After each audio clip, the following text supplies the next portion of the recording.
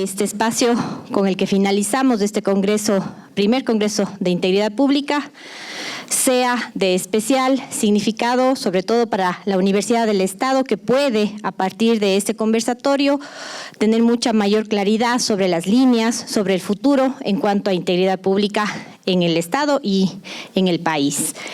Quiero dar la bienvenida a quienes me acompañan en esta mesa, nuestro señor rector, el doctor Patricio Aro Ayerbe, el doctor Paul Córdoba por UISEC y por el Colegio de Abogados, el doctor Luis Augusto Panchi por la Pontificia Universidad Católica del Ecuador y la doctora Andrea Carrión, también de la Escuela de Gobierno y Administración Pública del IAEN.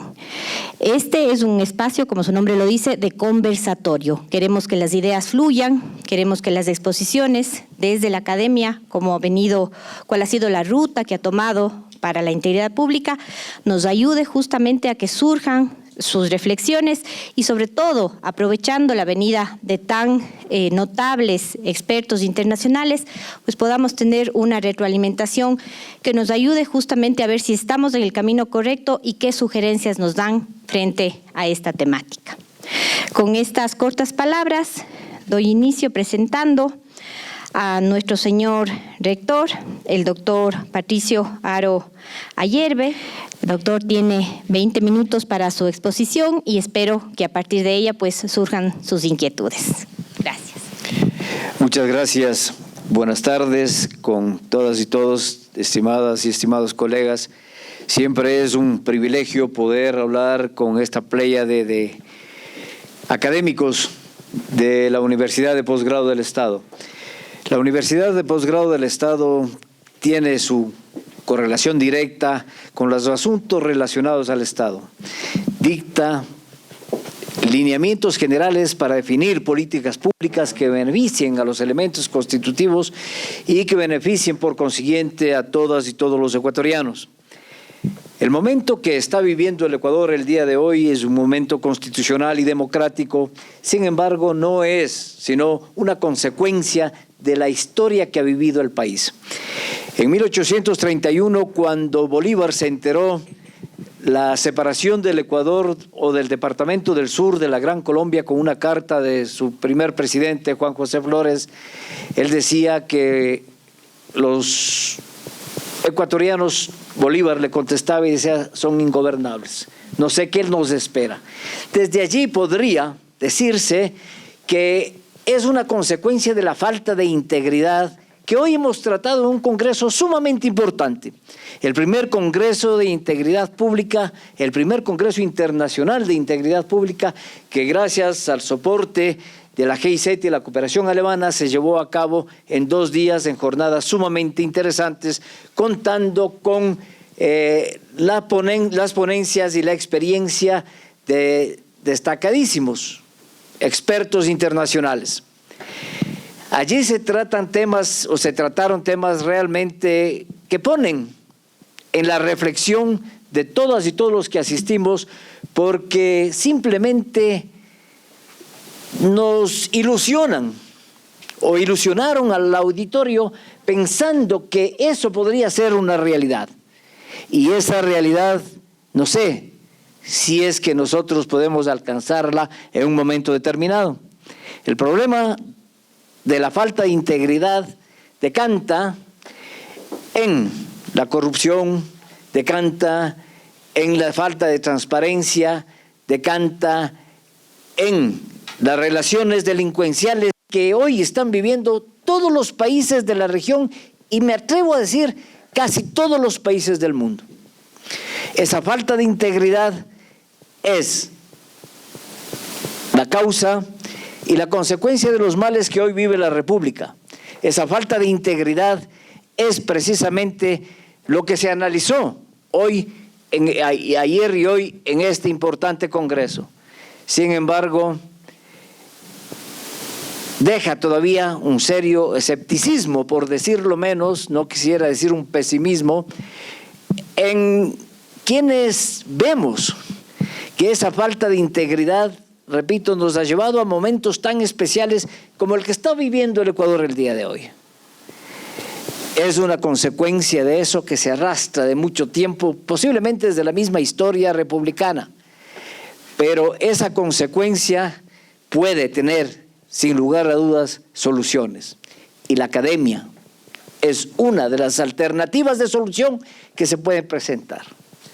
La academia, a través de sus criterios y de sus enseñanzas, puede colaborar significativamente a todo lo que representa la integridad en la ciudadanía y especialmente en los servidores públicos.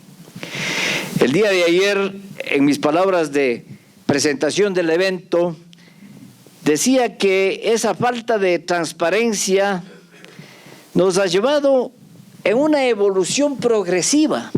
No es que está disminuyendo los males de la nación, como la corrupción, por ejemplo, con los esfuerzos que hacemos desde todos los sectores con la finalidad de disminuir esos males. Y decía yo que la famosa fiesta del $1.000.000 que se realizó hace 26 años, hoy ha sido multiplicada nada menos que 75.999 veces, porque 75.000 millones de dólares se consumieron en esa polifagia de poder y de dinero en temas tan polémicos como el arroz verde cocido en esa orgía. Entonces eso nos da la medida del incremento que sufre la ciudadanía por efectos de esta falta de integridad y como consecuencia también los males que azotan hoy a las repúblicas y a la región. Hablaré específicamente de la región. Hay un ranking que pone desde el primer puesto hasta el 129 de países con niveles de corrupción, siendo el primero el menos corrupto. Sin embargo, quiere decir que la corrupción entonces no es específica de uno o dos países, está en el mundo. La falta de integridad está entonces en la esencia misma de las personas, me pregunto yo. Es de una persona que puede ser impoluta, que puede ser extraordinariamente honesta, que puede y tiene por ahí algún affair con alguna persona. Posiblemente pierde su integridad. Entonces, la falta de integridad esencialmente podría estar y significar que está en el ser, en la condición del ser humano. Y eso, con las demostraciones y las experiencias que hoy hemos recibido, puede limitarse de alguna manera. Y ojalá todos y cada uno de nosotros hagamos el esfuerzo para que esas condiciones disminuyan en beneficio del país. La integridad se relaciona directamente con la compliance. A mí no me gusta el término porque simplemente está relacionado con el cumplimiento de la norma. Y en los funcionarios públicos, la integridad está relacionada con el cumplimiento de la norma, aunque no nos guste a muchos cumplir la norma. Si los funcionarios públicos tenemos una hora de entrada, pues el cumplimiento de esa hora de entrada es cumplimiento de la norma y es una muestra de integridad. En la academia, si nosotros tenemos que dictar clases, las dictamos desde el inicio hasta el final en las mismas condiciones y en las mejores condiciones que podamos hacerlo. Eso, desde luego, es integridad. Entonces, esta relación del cumplimiento de la norma, el cumplimiento de las obligaciones, que es nada más ni nada menos que el cumplimiento de un contrato social que nosotros debemos renovar permanentemente de acuerdo a las actividades y a las funciones que podemos tener. Esa renovación permanente del contrato social, esa renovación permanente está relacionada a principios de integridad. Y la integridad, desde luego, es un bien que beneficiaría o que beneficia a todos. Es decir, el bien común también está relacionado a integridad y cumplimiento de la norma. el momento que nosotros relacionamos integridad y cumplimiento de la norma, tenemos como una resultante el bienestar de todos, el bienestar común, matizado por el interés común. Entonces, en la academia se verá matizado por el bien de nuestros estudiantes. En el servicio público se verá matizado por el bienestar de quienes son los clientes del servicio público, es decir, de la ciudadanía.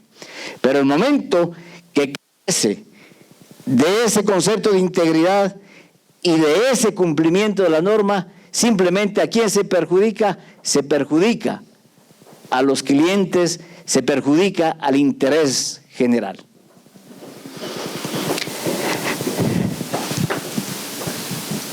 La relación de lo público con lo privado es absolutamente cierto y está presente también en todas las relaciones del servidor público y de lo público y lo privado.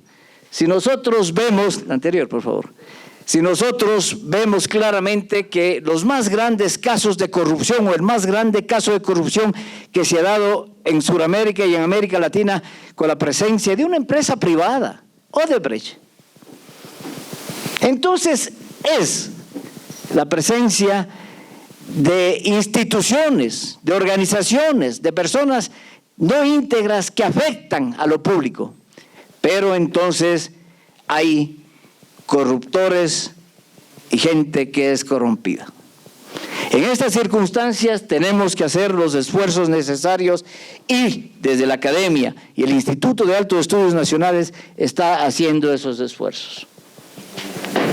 Es así que desde hace 8 años la Escuela de Gobierno y Administración Pública está haciendo este esfuerzo y ha tenido contacto con organizaciones tan importantes como la Cooperación Alemana con la finalidad de orientar esfuerzos en beneficio de todos, en beneficio de la transparencia, en beneficio de la honestidad, en beneficio de lo que nosotros creemos es el interés común. Este programa de control gubernamental está vigente desde el año 2015 y ha graduado alrededor de 300 magísteres en programas de 4º nivel, capacitadores que van a multiplicar este esfuerzo. A través de la educación es el camino y la educación es el camino. Sin embargo,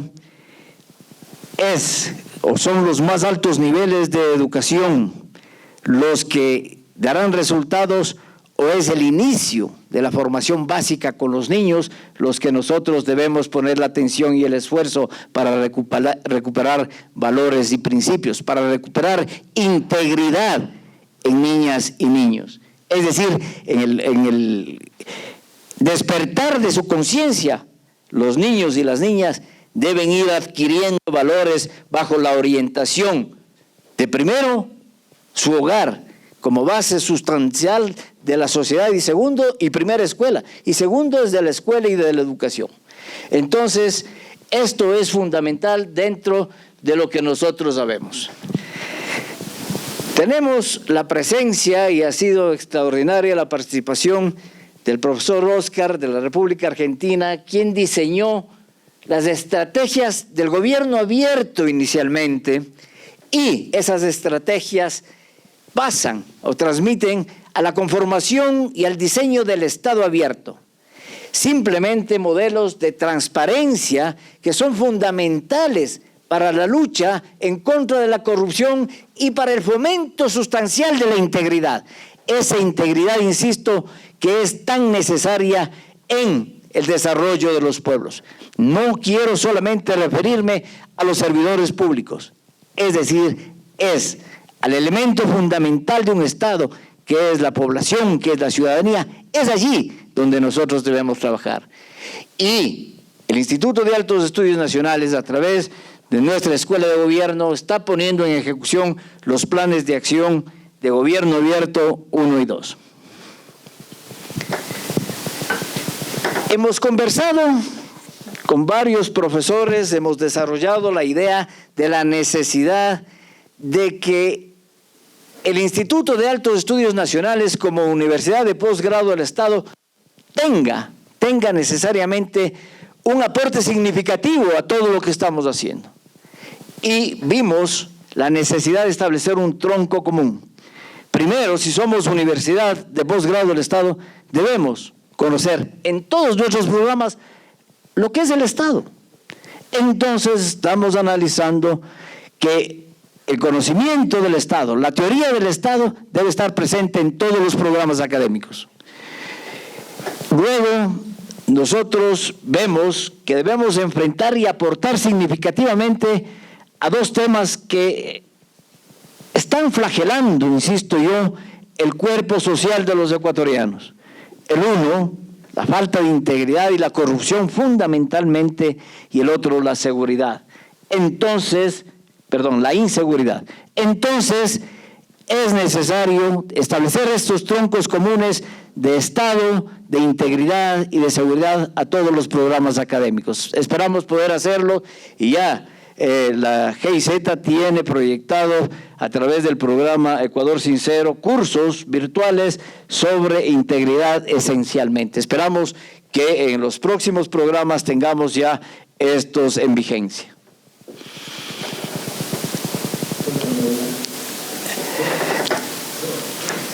La Escuela de Gobierno ha participado también activamente en la formación de líderes en el sector público. Y estos líderes, desde luego, son multiplicadores de los conceptos esenciales de integridad. Y ese es un esfuerzo que se está desarrollando y es un esfuerzo que va a dar resultados. Sin lugar a dudas, va a dar resultados. No quiero y no quiero pecar de pesimista y aspiro que por lo menos los actos de corrupción en el país se vean detenidos en un momento determinado.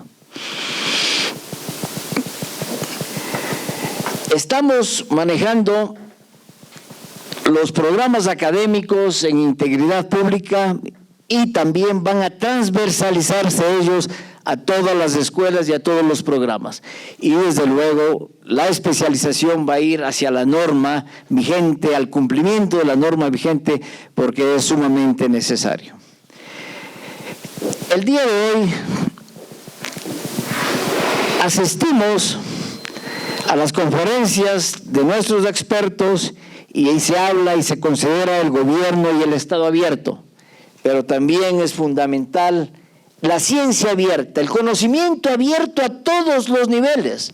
Es decir, desde la academia nosotros debemos entregar toda nuestra capacidad como universidad, toda nuestra capacidad como academia para que podamos encontrar resultados, ya que el conocimiento significa poder y el poder, en nuestro caso, es poder del Estado. Ese poder debe ser administrado adecuadamente y desde la academia nosotros vamos a fundamentar que ese poder sea lo suficientemente capaz de ser transparente, de ser abierto, de ser entregado sin pujos ni tapujos. Ese poder debe estar en beneficio de la lucha a favor de la integridad, a favor de la implementación de la integridad en todos los niveles y también con ese poder nosotros debemos opacar la corrupción gravemente. Los datos de corrupción realmente son alarmantes. Según la Secretaria General de la Administración de las Naciones Unidas, en los primeros días de este mes decía que el 5% del Producto Interno Bruto mundial se va o se gasta en corrupción.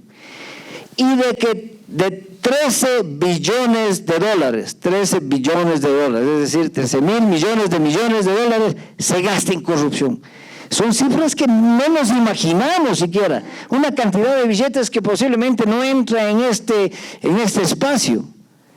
Y eso es a través de la corrupción. Y nosotros, desde luego, seremos una parte muy pequeña de eso, pero debemos eliminar porque la parte pequeña afecta gravemente al desarrollo del Ecuador. Este conocimiento abierto debe ser coordinado con todas las universidades. La academia es fundamental para luchar contra la corrupción y para desarrollar la integridad.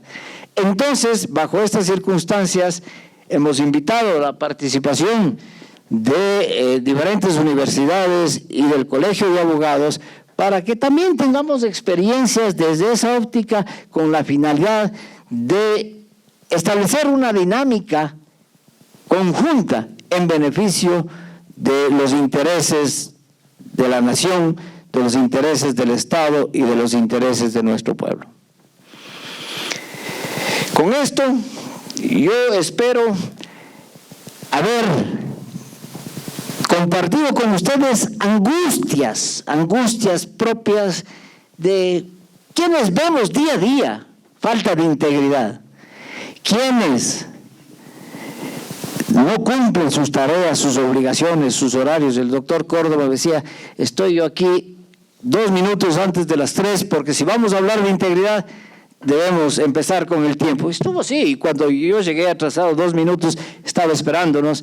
Sin embargo, es desde luego el cumplimiento de la norma el que nos hace ser íntegros desde el inicio, y es el cumplimiento de las normas el que nos hace íntegros hasta el final. Solamente agradecerles su atención y dar paso a quienes continúan con este panel. Muchas gracias. Muchas gracias al doctor Patricio Haro. Vamos ahora a escuchar al doctor Paul Córdoba Vinuesa. Él es PhD en Derecho por la Universidad Andina Simón Bolívar y doctorando en Derecho por la UBA. Magíster en Derecho por la Universidad Andina Simón Bolívar, magíster en Desarrollo y especialista superior en Ciencias Internacionales y Derechos Humanos por la UCE.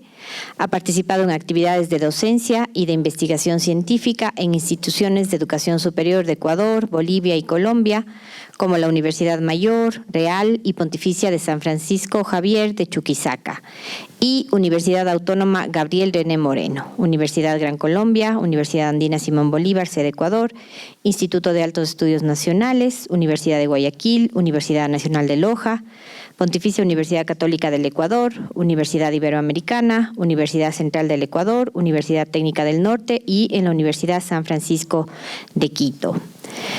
En 2018 y 2019 obtuvo reconocimientos a su producción jurídica por la Cámara de Diputados del Congreso de la Unión México, el Centro de Estudios Constitucionales del Tribunal Constitucional de Perú, el Tribunal Supremo de Justicia, Estado Plurinacional de Bolivia y el Gobierno Autónomo Municipal de Sucre y otras instituciones nacionales. Es autor de 13 artículos académicos publicados en revistas indexadas nacionales e internacionales, 15 libros especializados de investigaciones universitarias de autoría directa en Derecho Constitucional, Derecho Internacional de los Derechos Humanos y Derecho Administrativo, y 12 libros de estudios especializados publicados en coautoría en estas temáticas con otros docentes universitarios nacionales y del exterior. Le doy la palabra al doctor Córdoba, quien tiene 20 minutos para su exposición. Voy a bajar la mitad, muchas gracias. Muy buenas tardes con todos, con todas. Voy a ponerme de pie para intervenir. Yo voy a exponerles a ustedes cuál es la experiencia de lo que significa trabajar temas de integridad pública desde la sociedad civil. Y esto es importante entenderlo porque trabajar temas de integridad pública no puede ser solamente una cuestión anunciada e impulsada desde el Estado.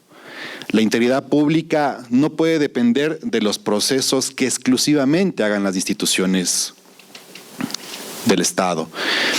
Porque justamente si las instituciones no trabajan en procesos permanentes de reforma democrática del Estado, esa búsqueda de la integridad pública lamentablemente queda limitada y asfixiada si es que el Estado no desarrolla políticas públicas para esa reforma democrática del Estado.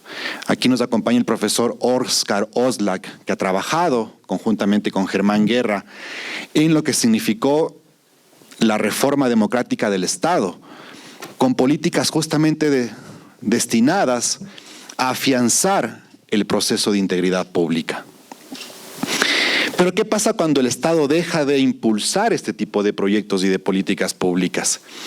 Y cuando también, a su vez, la sociedad civil es disminuida, es menoscabada en sus capacidades organizativas y de diálogos con el Estado.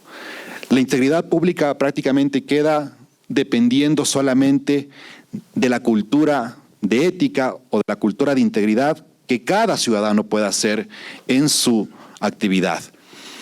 Y es importante señalar esto porque, por ejemplo, en el año 2009, cuando se aprueba el nuevo Código Orgánico de la Función Judicial, uno de los propósitos de ese Código Orgánico de la Función Judicial era restar y disminuir las competencias de los colegios de abogados del país para el desarrollo de procesos disciplinarios en lo que significa temas de ética y de integridad. Y la búsqueda en ese momento de esa reforma en el 2009 era trasladar las competencias de los colegios profesionales hacia el Consejo de la Judicatura, lo cual en la práctica era un despropósito porque no todos los abogados son funcionarios del Estado. No todos los abogados trabajan para instituciones públicas. Y más todavía cuando existen abogados que en su libre ejercicio se ponían a órdenes, al control y a los procesos disciplinarios de una institución que representa el órgano de gobierno y administración de la función judicial, como en este caso el Consejo de la Judicatura. Entonces vean ustedes cómo una simple reforma legal, no tenía nada de simple porque era un ataque sistemático a los colegios de abogados de todo el Ecuador, terminó por crear un proceso de fragilidad y debilitamiento de los colegios profesionales de abogados para fortalecer la capacidad de control del Consejo de la Judicatura. Y en ese entonces, hay que decirlo, vivíamos un proceso escalonado de cooptación de los órganos de justicia desde el Estado, desde el Consejo de la Judicatura. Por lo tanto, esta reforma estaba destinada justamente a que los abogados, sean en libre ejercicio o abogados como funcionarios públicos, estén sometidos al control y, por supuesto, al poder discrecional desde el Consejo de la Judicatura para sancionar a los abogados. Entonces, uno de los primeros elementos que tenemos ya listos como Colegio de Abogados es presentar una reforma legal justamente a este Código Orgánico de la Función Judicial, y también vamos a presentar la siguiente semana una demanda de inconstitucionalidad al Código Orgánico Integral Penal, que hoy en día también está penalizando el ejercicio de los abogados para el desarrollo de actividades profesionales por establecer colaboraciones, patrocinios o asesorías a toda aquella persona o persona jurídica de derecho privado que sea sancionado en delitos relacionados con asociación ilícita y crimen organizado. Porque justamente se debe empezar por recuperar la integridad pública revalorizando el ejercicio profesional, no solamente de los abogados, de los contadores, de los economistas, de los administradores del Estado. Yo creo que este es uno de los elementos y de las tareas más sensibles que tenemos nosotros para reconstituir el tejido social en el Ecuador. ¿Cómo recuperamos y fortalecemos el valor que tienen los colegios profesionales? Porque representan a la sociedad civil. Y nosotros vivimos una época donde se buscaba permanentemente debilitar a toda la sociedad y el tejido organizativo. ¿Para qué? Para que quienes conducían el Estado en ese momento puedan seguir consolidando su poder por sobre la sociedad. Entonces, hablar de integridad pública es empezar por revalorizar y recuperar los espacios de la sociedad civil. Y uno de esos es justamente los colegios profesionales. Que el Colegio de Abogados de todas las provincias, no solo de Pichincha, recuperen sus capacidades organizativas para participar en procesos de control de sus abogados. Un segundo elemento tiene que ver de la integridad pública con una reconstrucción epistemológica de lo que significa la integridad pública. No podemos nosotros pensar que la integridad pública solamente se la combate con procesos de sumarios administrativos, de más controles disciplinarios, de más potestades sancionatorias para las autoridades de las entidades públicas. Recuperar la integridad pública supone desarrollar procesos epistemológicos y preventivos para las buenas prácticas institucionales. Por eso es que también es indispensable organizar el Estado, pero con un diálogo a formar jueces, a formar defensores públicos, a formar fiscales del Estado. Tenemos maestrías profesionales, por supuesto, en determinadas áreas del conocimiento, pero no tenemos nosotros un programa de formación integral para que los operadores de justicia se preparen desde la carrera judicial para llegar a ser justamente operadores de justicia. Y esto justamente debemos trabajarlo con el Instituto de Posgrado, la Universidad del Estado Ecuatoriano, el IAEN. Porque nosotros no podemos pensar que con la formación por separado que hace cada juez, cada fiscal, cada defensor público es suficiente. Nosotros tenemos que pensar que la carrera judicial, la carrera fiscal, la carrera defensorial necesita un programa unificado para la gestión de las políticas judiciales. Porque si dejamos en manos del mercado, dejamos en manos justamente de lo que ha significado el ajuste institucional del Estado por su cuenta, cuando vayamos a los procesos de evaluación de jueces, fiscales y defensores públicos, solamente podremos ver que los que han tenido posibilidad de capacitarse y de prepararse han hecho sus programas de maestrías profesionales. Pero otra cosa es que desde el Estado asumamos la responsabilidad de tener una maestría y una especialización por tipo de carrera de la función judicial. La Escuela de la Función Judicial, por ejemplo, solamente maneja el presupuesto para pagar las prácticas preprofesionales de los estudiantes que están próximos a graduarse. Pero no tiene la facultad, por ejemplo, la Escuela de la Función Judicial de aprobar programas de posgrado.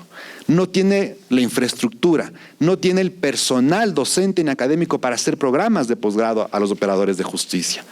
Entonces, ahí está una de las razones por las cuales la calidad del servidor judicial no se encuentra plenamente potencializada, porque no se ha trabajado desde el Estado en profundizar la carrera y la especialización de jueces, fiscales y defensores públicos. Tomen en cuenta que hace más de 20 años no se ha realizado la evaluación de cortes provinciales, la evaluación de lo que significa justamente fiscales y defensores públicos. Este año se dejó insubsistente el proceso de evaluación de fiscales que demoró 2 años en el país desarrollarla. ¿Cómo podemos nosotros desarrollar nuevas convocatorias de jueces, fiscales y jueces si es que los procesos de evaluación no son bien ejecutados o se los suspende después de 2 años porque se encuentran muchas inconsistencias en los puntajes, en la aplicación que calificaba los puntajes, en la revisión de los expedientes, de las audiencias que participaban los fiscales? Entonces, ahí nosotros tenemos que pensar en un enfoque epistemológico. ¿Cómo estamos formando los operadores de justicia? Para discutir integridad pública tenemos que ir a ver cómo estamos especializando a los operadores de justicia del país. Y si no tenemos programas unificados desde las instituciones de educación superior para formar jueces, fiscales y defensores públicos, estamos dejando entonces al arbitrio del mercado la posibilidad de que cada uno se especialice por su cuenta sin que el Estado profundice y apoye este tipo de procesos. Otro tema importantísimo que debemos nosotros manejar es lo que significan los programas de especialización en contratación pública. Justamente con Alex estábamos conversando la posibilidad de hacer alianzas entre el Colegio de Abogados y el IAEN para profundizar lo que significan los programas de contratación pública. ¿Por qué es importante decirlo esto? En el caso de los de contratación pública sí tenemos algunos programas de maestrías, de especializaciones en el país, pero nunca van a ser suficientes, porque tenemos que formar los plieguistas, que son los que hacen los pliegos día a día en las compras públicas del Estado. Tenemos que formar a los administradores de los contratos de las instituciones públicas. Tenemos que formar nosotros a los miembros de las comisiones técnicas que trabajan en las compras de obras, bienes y servicios, porque la oferta actual de posgrados en esta materia en el país no es suficiente para formar a todos los servidores públicos. Es un contrasentido que no tengamos en el país, por ejemplo, una carrera de pregrado para formar plieguistas que trabajen en procesos de compras públicas. Tenemos carreras accesorias, complementarias, pero no tenemos una carrera específica que forme a los operadores de las compras públicas. Y los esfuerzos que puede hacer el CERCOP para capacitar o para certificar a los que participan en compras públicas no es suficiente. Entonces es indispensable que avancemos también en procesos de maestrías y especialización para formar operadores de las compras públicas en el país. Y esto planteamos desde el Colegio de Abogados porque los abogados estamos en interacción permanente con las entidades del Estado. Nosotros trabajamos ya sea como asesores de proveedores, asesores de productores, de adjudicatarios, de contratistas o también como representantes de instituciones para hacer las compras públicas y por eso nuestra participación es fundamental. Pero necesitamos perfeccionar y seguir mejorando la capacitación de abogados en temas de contratación pública. También quiero comentar que en el colegio estamos nosotros trabajando en un código deontológico de buenas prácticas profesionales, porque al igual que todas las profesiones, el ejercicio de los abogados no puede estar solamente determinado por lo que significan la liberalización y la flexibilización de las materias o de las especialidades de cada abogado, sino que también tenemos que definir nosotros buenas prácticas profesionales como un código deontológico, que no sea un instrumento de sanción, pero sí que sea un instrumento orientador de las buenas prácticas profesionales. Esto significa que nosotros entendamos que el ejercicio profesional también tiene un enfoque de integralidad. Asumir que hacemos o no las cosas solo por el cumplimiento de la ley no basta cuando nosotros como abogados tenemos también un compromiso con la sociedad, con las generaciones y con la defensa de los derechos y las garantías para mejorar nuestras prácticas profesionales. Entonces, estos elementos que les he planteado, la reforma al Código Orgánico de la Función Judicial, el trabajo en programas de posgrado para construir una cultura de integralidad desde un enfoque preventivo y epistemológico son avances que se pueden trabajar desde la sociedad civil para no depender solamente desde el Estado, de lo que hacen sus políticas de reforma democrática para la integridad, sino también desde lo que significa en un diálogo entre la sociedad civil y el Estado. Trabajar mancomunadamente, intercambiar propósitos, reagrupar el tejido social, rescatar y revalorizar los colegios profesionales es un enfoque necesario para trabajar en la integridad pública del Estado. Así que les agradezco mucho por la atención y desde ya pues los compromisos para seguir trabajando con ustedes, con usted señor rector, con usted Anita Marcela y con este querido cuerpo docente del IAEN. Muchísimas gracias, una buena tarde.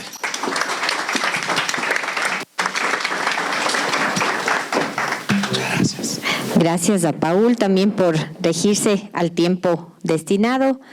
La tercera presentación estará a cargo del doctor Luis Augusto Panchi Vasco. Gracias por la invitación y por la atención del público. Quiero comenzar contando una anécdota para ubicarnos en este contexto de lo que yo llamo la ética institucional. Y bueno, esta anécdota es de mi tiempo de estudio en Alemania, donde una tarde, un fin de semana, como viernes, salimos de paseo con otro compañero colombiano y ya volvíamos a la casa de estudiantes ya de noche, y después de un paseo y por ahí visitar algún bar. Y entonces este amigo colombiano dice, me han robado la billetera. Y no tengo la billetera y en la billetera tenía 300 euros, tenía una tarjeta de crédito, tenía la identificación de estudiantes, cédula colombiana. Entonces, bueno, estaba preocupado. Y yo le dije, bueno, es raro que aquí te hayan robado, pero puede ser. Así que lo que te recomiendo es que mañana, si es posible sábado, llames a la agencia, a la operadora, a la empresa de transporte de la ciudad en la que estábamos y averigües. Bueno, no era propiamente la ciudad, era otra ciudad, pero La suerte es que ya está todo en internet, o estaba en aquella época, esto hace ya varios años, una década, no, 2 décadas atrás. Y entonces este compañero llamó. Y había llamado, y yo ya le vi después, el miércoles le volví a ver, entonces me contó que había llamado, que no le dijeron nada porque simplemente dijeron que no había reportes, pero que volviera a llamar el día lunes. Y había vuelto a llamar el día lunes, y el lunes le dijeron, aquí hay una billetera reportada, y usted puede acercarse con identificación para ver si es la suya y puede retirar. Entonces había ido y encontró la billetera, que era la de él, y después me contaba con asombro, algo así como, pero esto es increíble, ¿cómo puede pasar esto aquí? Yo no entiendo estos alemanes tan honestos o tontos, serán que no se robaron nada. Ahí estaba la billetera con los 300 euros, ahí estaba la tarjeta de crédito, ahí estaba la identificación, todo estaba enterito. Y estaba admirado y contento. Entonces dice, esto en Colombia es imposible. Y yo le digo, bueno, en Ecuador creo que también es imposible. Aunque cuando cuento esta anécdota a mis alumnos me han dicho que sí les ha pasado a ellos también, muy raramente, 1 de cada 100 creo. Pero así ha habido también la experiencia que han perdido y les han devuelto con todo adentro. Entonces, ¿a qué voy con esto? A que uno dice, ¿por qué pasan esas cosas con más frecuencia en Alemania y por qué no pasan en Ecuador o Colombia? ¿Será que los alemanes tienen, como a veces se dice, una mayor cultura, una mayor educación? Y entonces ellos sí, que responden éticamente. ¿O qué será? La naturaleza de los unos más honestos y de los otros latinoamericanos más bandidos, más pícaros. ¿Qué será? Y bueno, y entonces desde la perspectiva institucional, lo que hay que complementar de esta anécdota es que, ¿por qué encontró mi amigo la billetera? Porque, en primer lugar, hay una oficina de objetos perdidos, que aquí en el Ecuador no existe. En el aeropuerto no hay oficina de objetos perdidos, en el metro no hay oficina de objetos perdidos, y allá sí. Hay en cada empresa o estación de buses, central de buses, o de aeropuerto, o de trenes, hay. Primera cosa, institucionalidad. Segunda cosa, luego el empleado del bus, el chofer, firma un contrato, y en ese contrato pues establecen cláusulas entre las que también consta esto de que él debe reportar los objetos perdidos. No es que queda su voluntad, yo me encontré esto y chao, completo el sueldo. No, tiene que reportar, es su obligación, está firmado, institucionalidad. Tercero, bueno, generalmente un chofer alemán está bien pagado, ¿no es cierto? Y no necesita redondear su sueldo, como a veces puede ocurrir en otros lares. Por tanto, no tiene por qué jugarse un puesto de trabajo por 300 euros. No tiene sentido. Así que no hay el incentivo para quedarse con ese dinero. Hay que entregarlo. Y listo. Y por eso mi amigo pudo encontrar su billetera perdida. Y creo que por eso mismo acá, muy difícil que encontremos nuestra billetera perdida en los buses. Entonces, fíjese, aquí he puesto un ejemplo de lo que considero es la ética institucional y de lo que se trata de las instituciones para generar lo que estamos discutiendo, que es la integridad, ¿no? La integridad. Entonces, la ética institucional está, porque al fin y al cabo pienso que integridad nos da la idea de completitud, integridad nos da la idea de que algo que es coherente y completo, y generalmente la aplicamos al ámbito moral, ¿no? Entonces, una persona íntegra es una persona honesta, es una persona que tiene valores, es una persona consecuente con esos valores. Esa es la idea de integridad. Y la ética institucional que planteo es una ética que busca esa consecuencia, pero a partir de instituciones, no a partir de buena conciencia. Y este es un punto importante. Es una ética, como diría Adela Cortina, es una ética sin moral, porque no importa su moralidad, no importa sus valores personales. Lo que importa es que haya una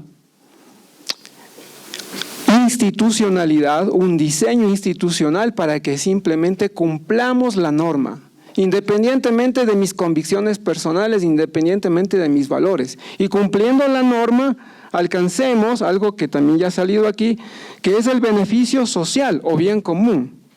El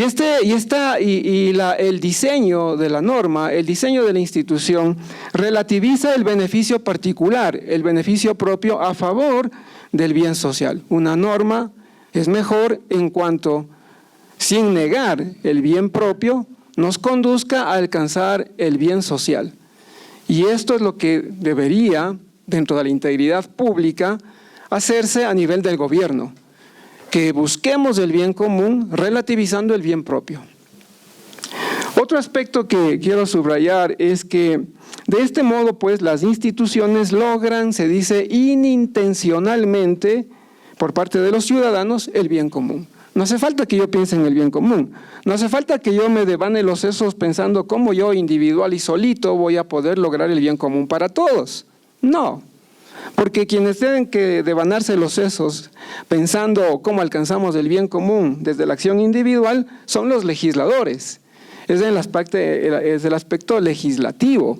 Los ciudadanos nos bastaría con que cumplamos las reglas sociales para que de ese modo, inintencionalmente, sin tener la intención de, sin planteárnoslo explícitamente, de algún modo automático, logremos el bien común.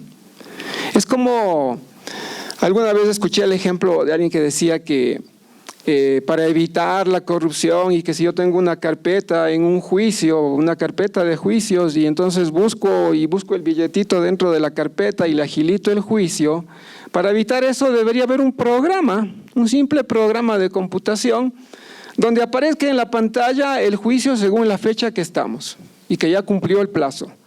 Y entonces la pantalla se traba, la computadora se traba del funcionario público mientras no dé paso a ese juicio. No puede avanzar si no da paso a eso. Es un simple programa de computación. Entonces ahí no hay no tengo que ser un experto en moral, no tengo que haber tenido la mejor educación moral en mi casa para cumplir. Simplemente tengo que cumplir esa regla que me obliga a hacer mi trabajo. De ese modo logramos el bien común. Entonces, la ética social supera el malentendido de la ética individual. Nosotros siempre estamos pensando en términos de ética individual, ¿no? Creemos que las personas son las que hacen la ética y es el típico ejemplo de la manzana podrida en el canasto, que hay que sacar la manzana podrida para que no se dañen el resto de manzanas o cambiar de manzana podrida por manzana buena. Entonces hacemos los esfuerzos para poner a la mejor persona de presidente de la República, a la mejor persona con las más grandes cualidades de rector o de cualquier cosa, para que simplemente nos dé ejemplo de ética y sea honesto y sea correcto en su actuación. Cuando lo que deberíamos buscar no pensar en las manzanas, sino pensar en la canasta, en el sistema. Ese sistema debe ser el que lo pensemos de modo que tenga las reglas para que la gente que entre en ese sistema sea capaz de ser honesta, para que la gente que trabaje en ese sistema sea capaz de cumplir las normas y no de desviarse por un interés propio. Entonces parece en esta ética institucional es más importante diseñar los sistemas antes que elegir personas. Y bien, más allá de esto, con estas ideas podemos elaborar un nuevo concepto de economía. Hoy la economía está en todo, ¿no? Todo tiene un carácter económico, pensamos presupuestos, pensamos eficiencia del uso del tiempo, eficiencia de recursos, etcétera. Entonces, la nueva economía, desde esta perspectiva institucional, aporta un ingrediente ético a la economía como tal. Y ese ingrediente ético es el bien común. Es el primado del bien común sobre el bien propio. Este primado del bien común, este primado de la ética, significa que hemos de lograr las mejores instituciones para alcanzar el beneficio recíproco, el beneficio mutuo. Y que la economía no ha de pensar en el beneficio propio en primer lugar, sino ha de pensar en el beneficio común, para a partir de ordenar el beneficio propio. De ese modo relativizamos el beneficio propio a favor del beneficio común o del bien común. Y de ese modo alcanzamos algo que en el sistema actual es muy difícil, que es una cooperación mutua. Porque las estructuras son estructuras que yo las llamo dilemáticas, donde hay un dilema. Y el dilema básico de la ética social es este del que vamos hablando. Bien propio versus bien común. Ese es el dilema básico de la ética social. Porque ustedes saben que en un dilema debemos optar por uno de los dos caminos, no podemos optar por los dos. Si opto por el bien propio, me olvido del bien común. Si opto por el bien común, me olvido del bien propio. Entonces, lo importante de esta ética social es preocuparnos por la economía como tal, como sistema debería preocuparse por el bien social y regular el bien propio para alcanzar el bien social. Tal vez para poner un poco de más materia, diría, hace tiempo leí un artículo de la población de Gera en el austroecuatoriano. Gera es una población del austroecuatoriano donde son campesinos, indígenas, y la mayoría de esos campesinos indígenas han ido de migrantes a Estados Unidos y desde allá mandan dinero para construir sus casas. No solo mandan la plata, sino que también mandan los planos de la casa que quieren. Claro, planos al estilo estadounidense, ¿no? Planos con unas columnas con capitel jónico, dórico, planos con una escalera tipo emperador, ¿no? De estas que se van abriendo así, queda muy bonito. Y tienen jacuzzi, las casas tienen jacuzzi. Entonces, cuando uno pasa por ahí delante, dice, esta gente tiene dinero, esta gente le va muy bien, tiene una muy buena casa, que ni yo la puedo tener, muy bien. Entonces, aquí uno diría, hay un alto grado de desarrollo. Y desde el bien propio, claro que sí, tienen un alto grado de bien propio, de bien individual. Pero el pueblo de Gera no tiene agua potable. Por tanto, los jacuzzis están convertidos en culleras. Ahí están dando vuelta los cuyes. El pueblo de Gera no tiene alcantarillado, debe tener pozo ciego. El pueblo de Gera no tiene asfalto. Cuando llueve se forma un lodazal, usted tiene que salir con botas y la bota se entierra y tiene que sacar la bota para seguir caminando. El pueblo de Gera no tiene escuela, el pueblo de Gera no tiene dispensario médico. Y todas estas cosas son cosas del bien común. Entonces uno se pregunta, ¿de qué me sirve tener un alto bien propio, una gran riqueza, si vivo en unas condiciones en las que el bien común, que son muy necesarias, no las tengo? Así que este es el dilema de la ética social, bien propio versus el bien común. ¿Cómo hacemos para que el pueblo de Gera en algo, estos migrantes, inviertan para el bien común y no solamente para el bien propio? Ahí la cuestión. Luego, ya en la perspectiva teórica, estas instituciones se han de fundamentar en esta perspectiva institucional en el consenso como algo importante.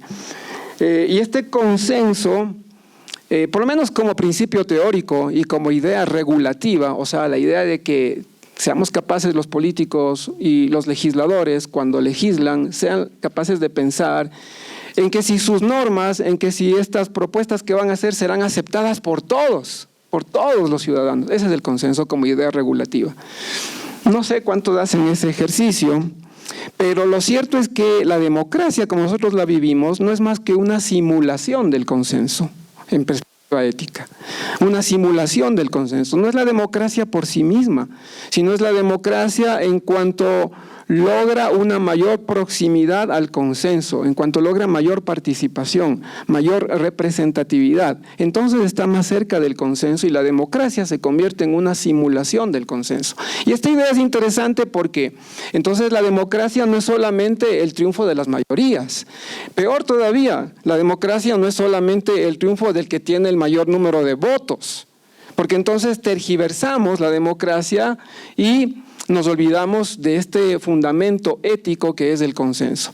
Y para traducir esto, digámoslo, por ejemplo, pensemos en las elecciones. El día lunes de esta semana Hemos nombrado acá en el Ecuador, se han posesionado nuevas autoridades seccionales, alcaldes, concejales, prefectos. Y acá en Quito, por ejemplo, el alcalde nuevo, Pavel Muñoz, ha logrado la alcaldía con el 25% de los votos válidos. 25%. Eso significa que el 75% no votó por él. El 75% no votó por él. Y el anterior alcalde logró el puesto con el 21%. O sea, el 79% no votó por él. ¿Y qué significa eso? Una falta de legitimidad. En términos éticos se habla de legitimidad, no legalidad. Legalidad está bien. Legitimidad para gobernar. Porque solamente ha sido elegido por el 25%. Y eso se nota. Y eso tiene consecuencias. El alcalde Yunda, el anterior, fue eliminado como alcalde. Simplemente le destituyeron del cargo y accedió otra persona en lugar de él, sobre este principio de que era un gobierno débil, de que no tenía base de sustento y fuera más, de que también por ahí hubo indicios de corrupción, entonces fuera. ¿Qué está pasando con nuestro actual presidente en esta crisis en la que nos encontramos? De algún modo sucede lo mismo. El actual presidente Lasso pasó acá a segunda vuelta con una diferencia del otro contendor del 0,2% de votos. Por 0,2% es que es presidente.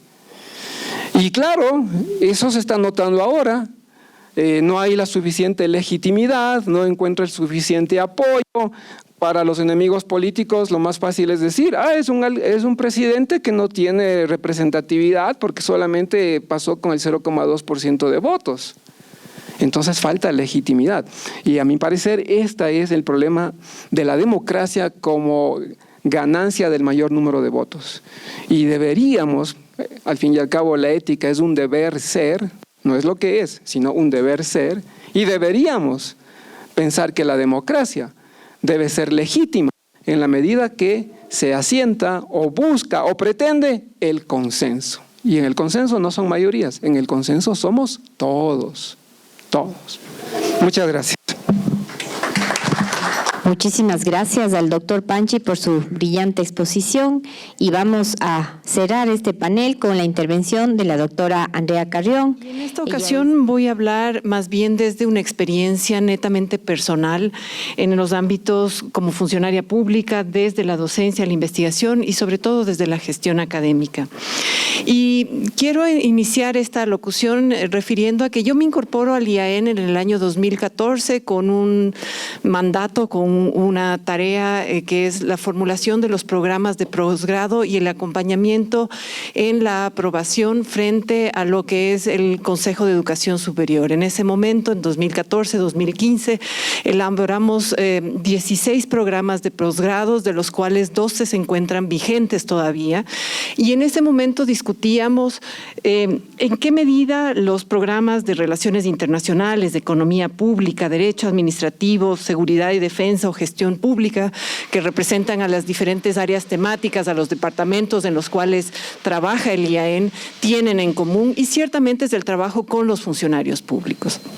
En ese sentido, más allá de la intelequia weberiana del Estado, que puede verse como algo abstracto, distante y coherente en ocasiones, la pregunta era cómo se da esa relación entre Estado, mercado y sociedad. Y ciertamente existen un conjunto de hábitos, procedimientos y prácticas que establecen modos de regulación. La falta de integridad, la corrupción, es en sí mismo una forma de regulación informal en donde se posibilitan hacer ciertas transacciones, ciertas prestación de ciertos servicios o provisión de bienes por fuera del marco de la legalidad. Entonces, la regulación no son solamente las leyes, sino también estos hábitos y prácticas. Y en ese sentido, se comienza a trabajar con la noción de que hay que replantearse la teoría del Estado, la ética pública y los fundamentos del servicio público, pero no necesariamente, y aquí entramos en un dilema entre lo que sería incluir una materia en el tronco común, porque solamente hay tantas pocas materias que pueden tener las maestrías, doctorados o especializaciones, sino trabajar a nivel microcurricular, a nivel de diseño de recursos pedagógicos y a nivel de diseño materiales y contenidos para los programas curriculares. Siempre hay otro desafío aparejado a esto que tiene que ver con la autonomía de cátedra y la libertad de pensamiento de los docentes en el sentido en que una vez que se ejecutan los sílabos, una vez que se ejecutan las clases, todos nosotros tenemos una capacidad de adaptación y maleabilidad de que esté formalmente aprobado ante las instancias de regulación a través de los sílabos, a través de lo que es el diseño de la clase en sí mismo. Ahora con el mundo de la virtualidad, además con el diseño, con los desafíos de los códigos de ética también, la privacidad y la publicidad de la información en el proceso de impartición de clase. Es decir, hay que trabajar en estos modos de regulación también desde el Estado en términos normativos, pero también, y algo que lo veíamos en el curso con Susana, es en términos conductuales, es decir, cómo se crea un sentimiento de apropiación, de pertinencia, de ética, de integridad pública, no solamente desde lo que no puedo hacer, sino desde aquello que es deseable, que es correcto, que de alguna manera compromete al servicio público para mejorar su calidad.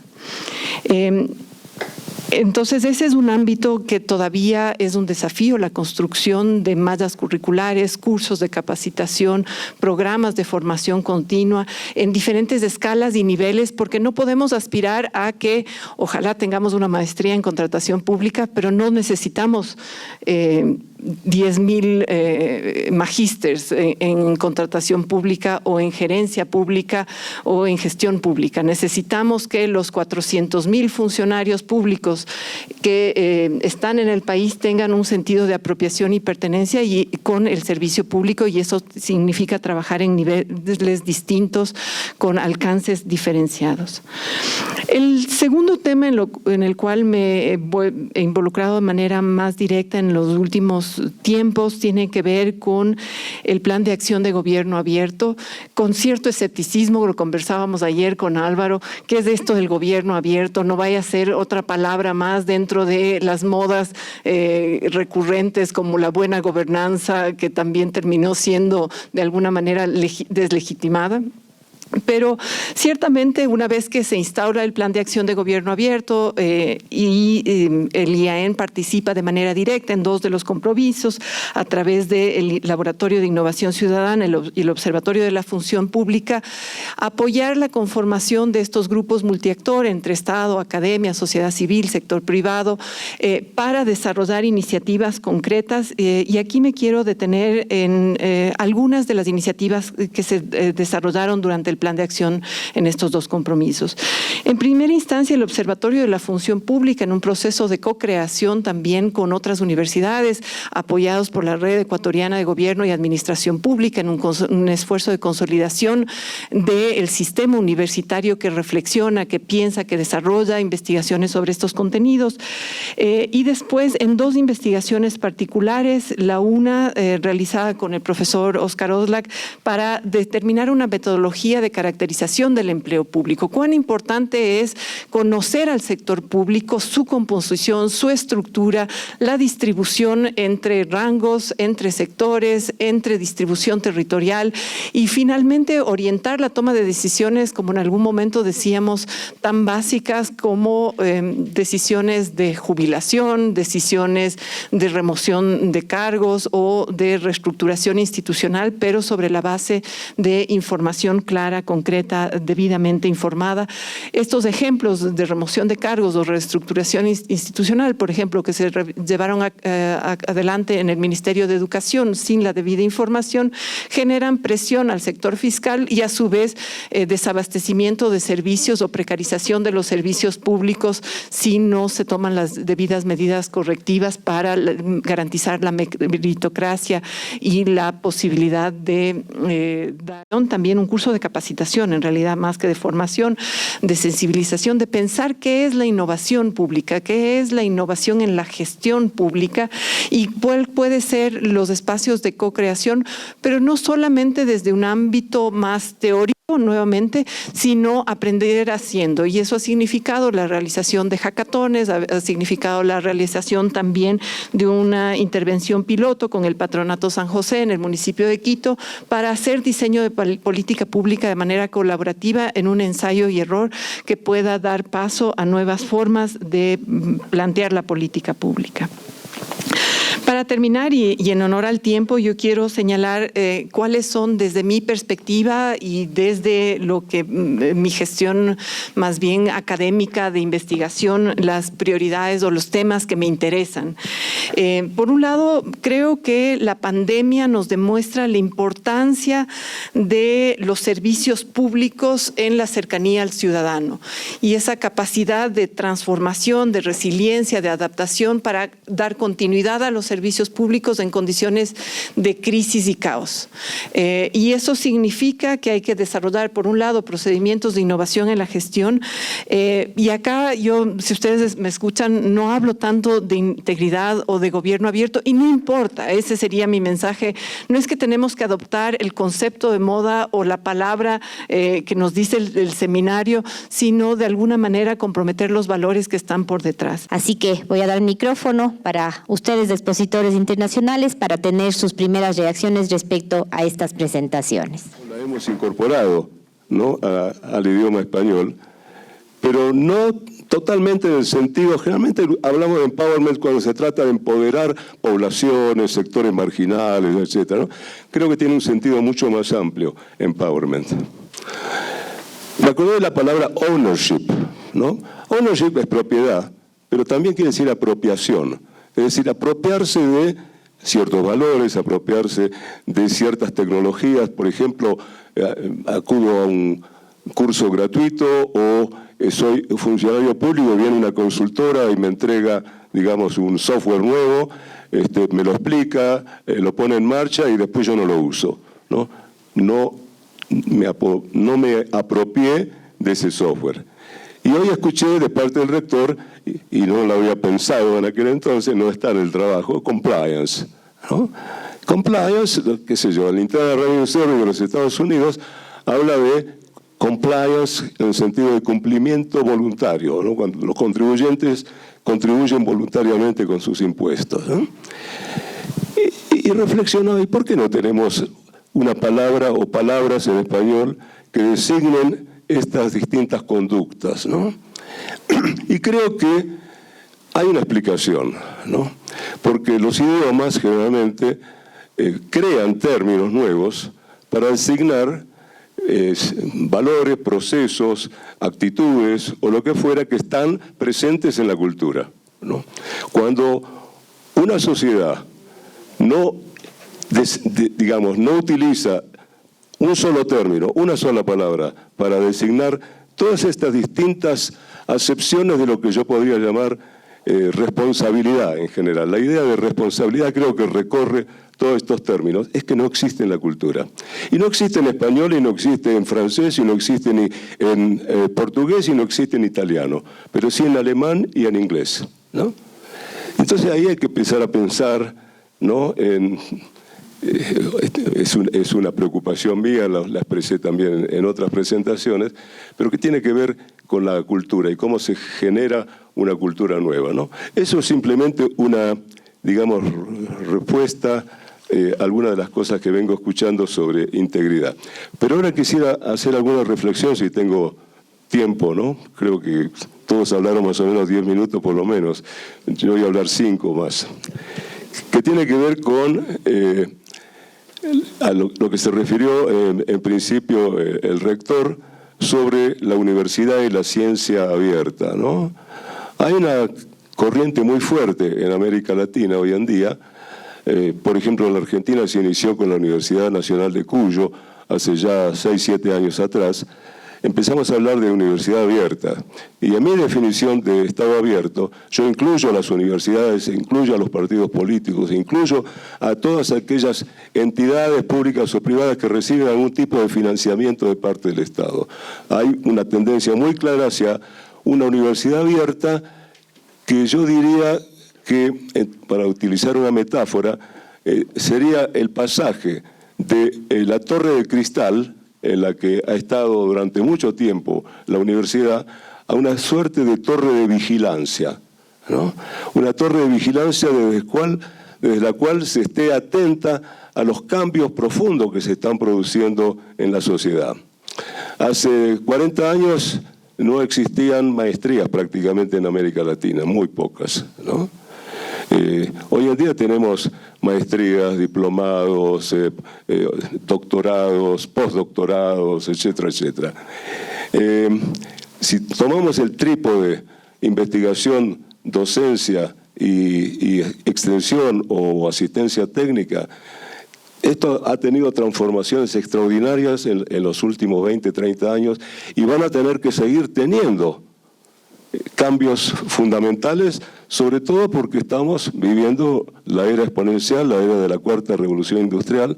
Todavía estamos formando muchos contadores que van a hacer falta cada vez menos en la medida que la inteligencia artificial los está reemplazando.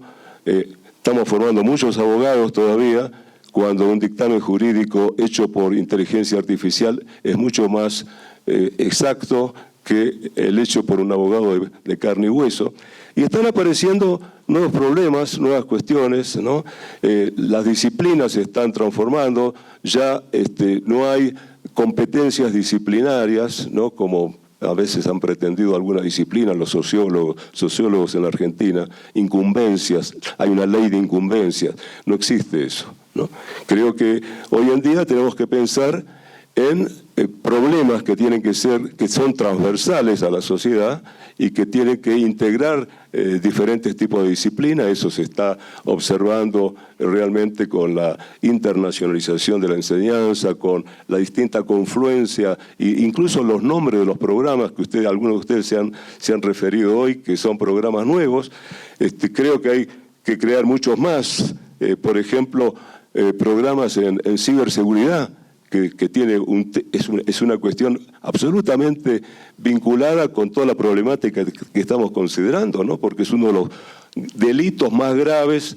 Yo recuerdo y he leído largas exposiciones de alguien que estuvo muy preocupado por el tema, que fue el presidente Obama, sobre el tema de ciberseguridad, que lo convirtió en uno de sus temas fundamentales en sus dos gobiernos, ¿no?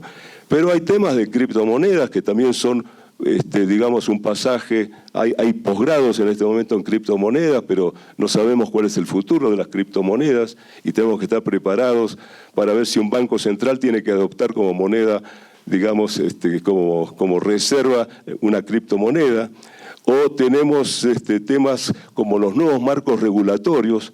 Yo mi libro, El Estado en la Era Exponencial, mi libro más reciente, me dedico muchísimo espacio a este tema, porque todavía no sabemos cómo regular, no podemos regular con la legislación y con, digamos, la enseñanza del derecho regulatorio que hemos aprendido, digamos, en el siglo XX, ¿no? Hoy en día, le voy a dar un solo ejemplo que tiene que ver con el tema de la integridad. Robots sexuales, ¿no? Voy a hacer un tema que puede ser interesante para la audiencia. Robots sexuales. Hay una discusión en este momento si los robots sexuales pueden ser vendidos libremente, si esto pertenece, digamos, a la ética, a la moral de cada persona, ¿no? O si de pronto le reducimos el tamaño y entonces hacemos robots niños. Bueno, Estados Unidos ha intervenido directamente en decomisar embarques que han venido de Hong Kong, de China, ¿no? Bueno, y así como esto, ¿no?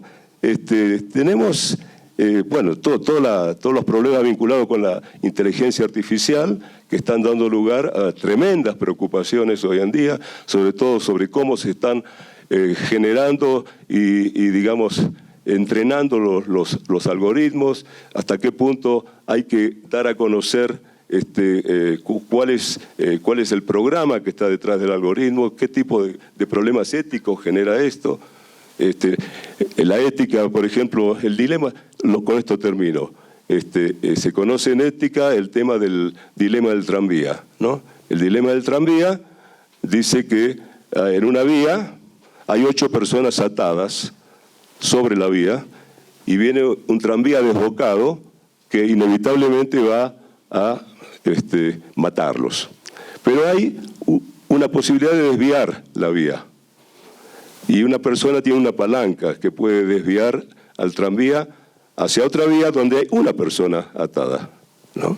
Entonces, éticamente, ¿corresponde que esa persona accione la palanca para que solamente se cause una sola muerte y no 8? Bueno, ese tipo de dilema se plantea hoy en día con los vehículos autónomos, por ejemplo. ¿Cómo se regula eso? Una señora imprudentemente con un niño en brazos cruza la calle y el vehículo está programado para desviarse y chocar contra una pared y matar al pasajero. ¿Quién es el responsable? ¿La compañía de seguros? ¿El Estado? ¿No? ¿El programador? Estos son todos dilemas que tienen que ser enfrentados y creo que la universidad, que tiene que crear nuevas carreras inevitablemente para seguir con estas tendencias que también acá hablabas del mercado. El mercado impone finalmente estos desarrollos tecnológicos, pero el Estado sin duda tiene que estar atento, ¿no?, a las consecuencias, sea para reconducirlos, para detenerlos, para regularlos de alguna forma. Esas son mis reflexiones. Muchas gracias. Muchas gracias por esa retroalimentación por parte de Óscar Oslak. Voy a tratar de ser muy breve. Marcela, primero que nada, felicitaciones a los 5. A ti también, Marcela, sé de tu preparación, de tu capacitación, pero me ha encantado escuchar a los que han expuesto. Y voy a empezar con algo que Andrea dijo al final, ¿no? Ella hizo algunas reflexiones y decía, yo no estoy hablando tanto de integridad, estoy hablando casi, ella decía, lo que es la buena gestión, la buena gobernanza. Eso es integridad. Integridad no es la no corrupción, que es lo que normalmente a veces confundimos nosotros en el discurso, en la narrativa que tenemos alrededor de la integridad, de la ética pública, de la lucha contra la corrupción. Entonces, lo que tú has referido es precisamente eso. Has hablado de obediencia, de legalidad, de respeto, de valores en general y eso precisamente es. Ahora, también uno de ustedes, discúlpenme, ahorita no recuerdo quién, pero habló de la necesidad de revalorizar a los funcionarios públicos honestos. Y esto sí es fundamental, porque en todas las administraciones públicas, en toda América Latina particularmente, sí hay una afectación muy fuerte, primero por una estigmatización de que todos los que trabajamos en el sector público es o porque somos corruptos o porque no tuvimos ninguna otra chance mejor. Y no es así. Tenemos una vocación. Aquellos que estamos aquí trabajando en el servicio público, es mi caso, muchísimos años trabajando en el sector público y es porque realmente esa es siento que esa es la forma en la que yo me realizo como persona, dando hacia los demás. Ayer le contaba además aquí ¿cómo se llama esto? A María y a Álvaro, no, sí me acordaba, de en algún momento muy difícil en mi carrera, yo trabajaba como secretaria de Integridad Pública, trabajaba muy bien y me pidieron ir como presidenta del Instituto Nacional Penitenciario, es decir, el sistema de cárceles, ganando exactamente lo mismo y estando en un momento de pandemia, además. Y lo acepté, lo hice, ¿por qué? Por una vocación a eso, ¿no? A lo que significa servir.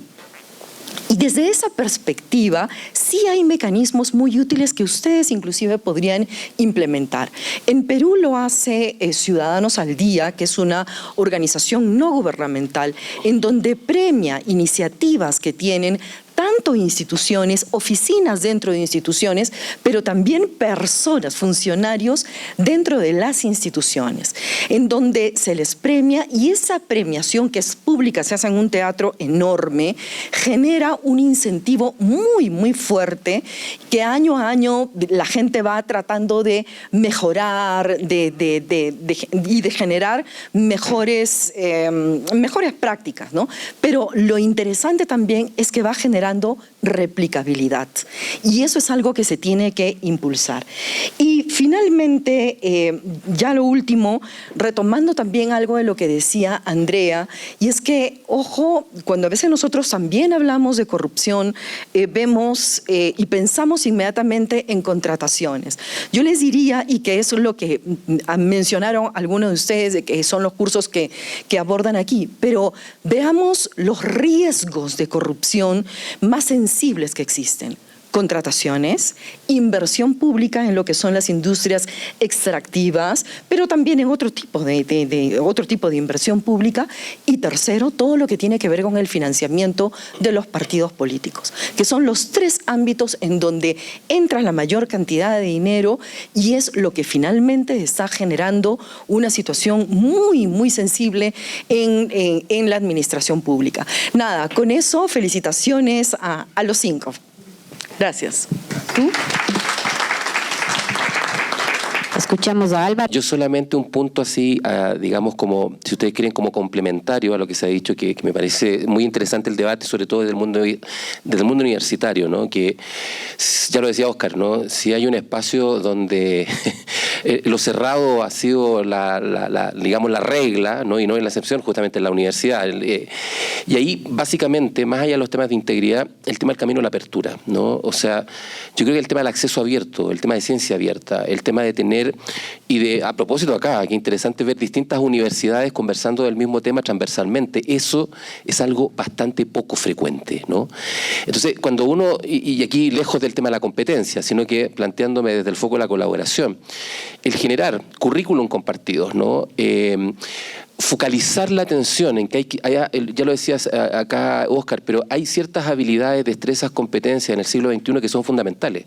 Analítica de datos, trabajar con datos, ¿no? Hoy día tenemos una sociedad datificada, es fundamental. El tema de la desinformación hoy día es un cáncer en el tema de las comunicaciones.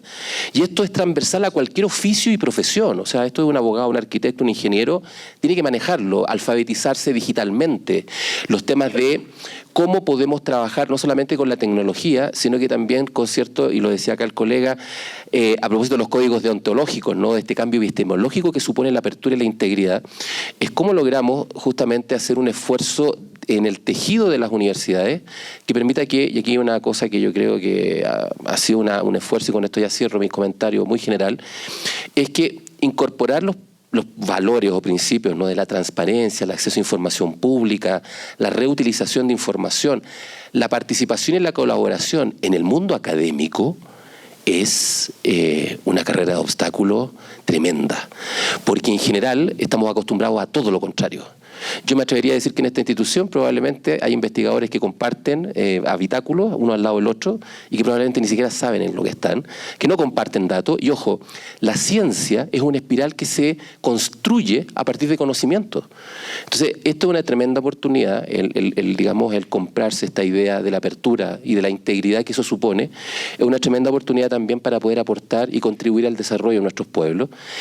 En una región, a propósito de lo que está pasando hoy día acá en Ecuador, que es tremendamente desigual y se le está diciendo un chileno además, ¿no? Así que, damas y caballeros, no son los únicos y las únicas, mal de muchos consuelo compartido, digamos. Estamos todos en la región con distintas, digamos, énfasis, no están solos, estamos todos en esta embarcación llamada América Latina, que cada vez nos sorprende. Yo le decía acá a los colegas de Alemania, América Latina es una región donde no te puedes aburrir, digamos, porque siempre pasa algo. Entonces, en ese sentido también llamarles, ¿no? A que ojalá, ¿no? de este espacio, de lo que hemos convivido en esta semana, pueda salir un acuerdo por ciencia abierta, por acceso abierto, por poner los datos de la investigación disponibles para los investigadores, para que se nos haga más fácil la tarea de construir conocimiento, de trabajar en currículos compartidos. Y ojo que, por ejemplo, y esto se los digo a modo muy personal, yo la mayoría de mis textos y documentos, si no están en abierto, no los publico. O sea, acá también cuando uno dice integridad, es predicar con el ejemplo, es practicar con lo que uno está tratando de desarrollar. Así que, nuevamente, muchas gracias por estos 2 días intensísimos de trabajo maravilloso y felicitaciones también por esta iniciativa porque creo que han dado un paso bastante sustantivo y ojalá logren generar una hoja de ruta que permita, digamos, seguir trabajando en esto con el apoyo de la cooperación alemana, aquí ya paso el aviso, y con otros actores que puedan contribuir en esto. Así que, Marcela y equipo, muchas gracias y felicitaciones nuevamente. Muchas gracias, Álvaro. Muchísimas gracias a nuestros panelistas internacionales invitados.